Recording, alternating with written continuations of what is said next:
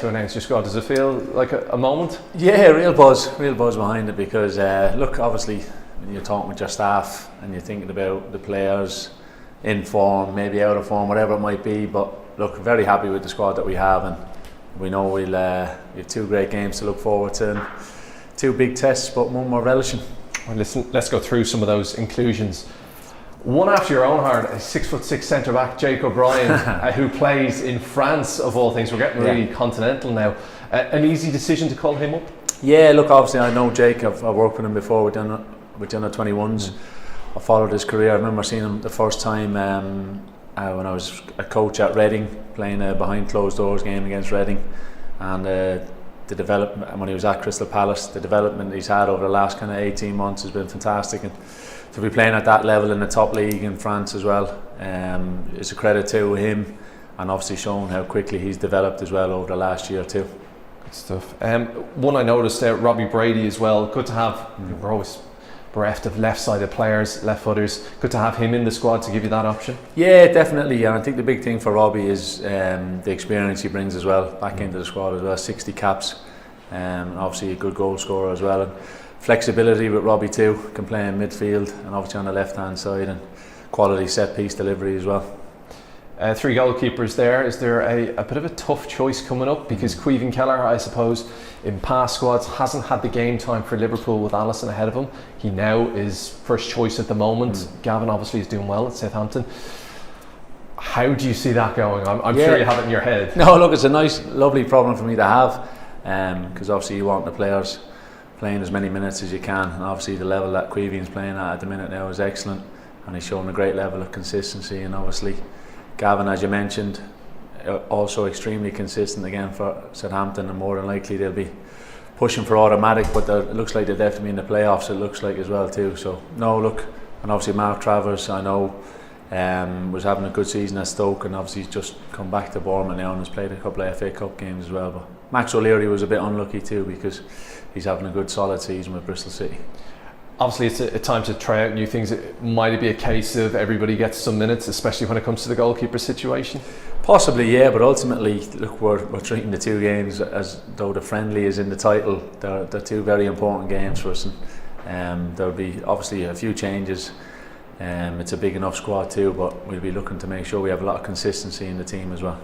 Sammy Smodix, Championship Player of the Season elect, some would say. 27 goals in all competitions. He's been in the squad before but has had to leave because of personal reasons. Are you looking forward to giving him possibly his first cap? But where do you see his natural position in this team? Yeah, look, I had a great conversation with Sammy. He's really looking forward to coming in, and he's obviously, as you mentioned, the goal scoring form that he's in, the season he's having for Blackburn.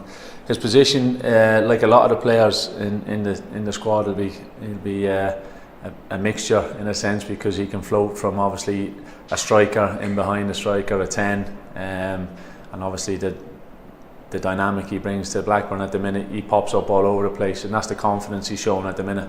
But the good thing is, with lots of the players in the attacking options we have, they're fit and firing, and that's the most important thing. And even though he's not, I suppose, experienced at the international level, the point that he's 28, he has that bit more, he's been around the place a bit in the Championship.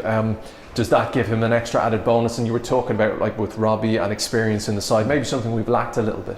Look, it's one of those things. The big thing for me is obviously he's playing week in, week out, and as you mentioned, he has that experience, and every level he's kind of got to, he's shown that he's up to the challenge, and I'm sure international football he'd be up for the challenge as well. And those kind of attacking midfield positions, you've got plenty of depth there now, with the likes of, you know, Mikey Johnson, who's gone to West Brom, he's shown good form. Finn Azaz, you've brought in, who's done very well at Middlesbrough. Che Dozie-Ogbene scored last night. Yeah, lots of options. Yeah, as I mentioned, even you're talking about the goalkeeping department, the more options like that we have, the better, especially players that are in form, scoring goals. We'll have to, depending on obviously the opposition you face, you have to kind of come up with a plan in possession and out of possession. There's really good attacking options, but it's finding that right balance too. And up front then as well, obviously Evan Ferguson, then you've Troy Parrott, Michael Obafemi.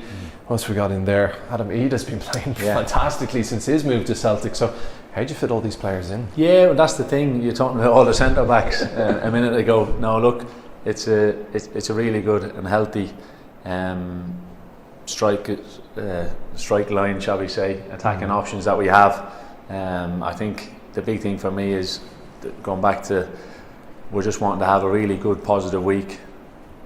If players are in form, out of form, whatever the case may be, they just come in, really focus on the 2 games, first game up Belgium, and then we can worry about selection issues further on in the week. And listen, just the 2 games for yourself. Is this a bit of pride for you to lay down a marker that, you know, as you continue your coaching career, if the opportunity came up again in the future, look, this is what I did before, and I'm sure as a keen Irishman, 118 caps, you'd love to manage the country at some stage. Yeah, look, as I mentioned earlier, in terms of in the last press conference, it was a case of an amazing honour, and it's something that I'm really focusing on, just these 2 games, and let's keep all focus on that, and whatever happens in the future then does happen. And listen, one final question for me. You might be in the know of who might be coming in a few months' time. I won't ask you that, but have you had maybe a chat with that person, any discussions, or is this completely John O'Shea? No, just completely been talking to myself. So that, just keeping things very, very simple, and obviously in lots of conversation with the staff, the coaching staff that we put together, the backroom team, the technical team that we put together is very good, and we're all looking forward to the 2 friendlies ahead. Great stuff. Perfect.